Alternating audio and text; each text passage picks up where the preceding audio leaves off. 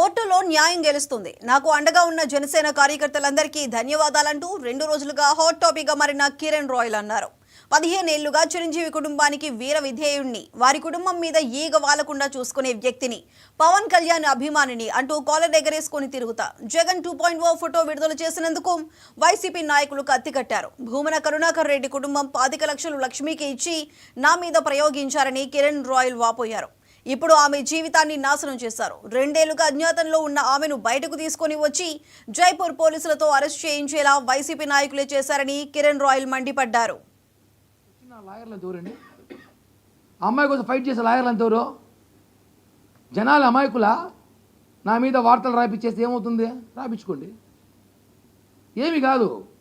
కిరణ్ రాయలు గొప్పోడని రాసిన పేపరే ఈరోజు ఆ పేపర్లో నా గురించి తప్పు రాసినారు.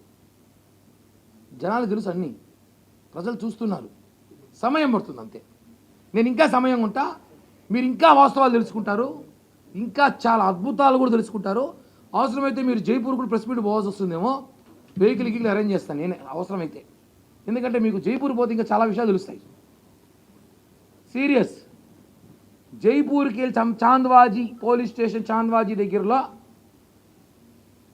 రేపు ఏమవుతుంది వెళితే మీరు ఇంకా అమ్మాయి గురించి చాలా విషయాలు మీకు తెలుస్తాయి. కానీ దూరం ఏర్పాటు చేయడం ఆలోచిస్తున్నాను.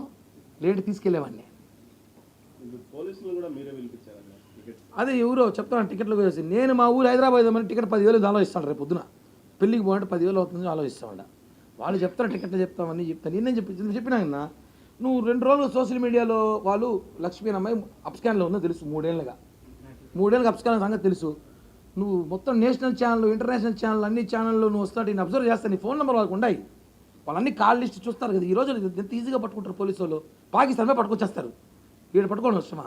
నువ్వు ప్రెస్ మీట్ పెట్టా, నేను ప్రెస్ మీట్కి రండి అంటే అందరూ పిలిస్తే వాళ్ళు కూడా వస్తారు.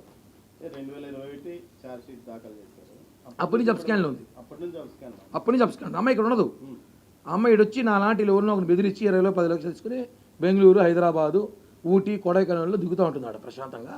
మళ్ళా వచ్చి మన లాంటి వచ్చి మీకు ఇంకా విషయాలు తెలియాలంటే అన్న మీకు విషయాలు కొన్ని విషయాలు మాట్లాడకూడదు. జైపూర్లో ఒకవేళ వీలుంటేనే వాడితో మాట్లాడించి ఈమె బాధితులు ఎవరైతే కంప్లైంట్ ఇచ్చాడు ఇప్పుడు ప్రదీప్ చౌహాన్ అనేవాడు, వాడి దగ్గర నుంచి ఒక వీడియో రిలీజ్ చేయిస్తాను నేను.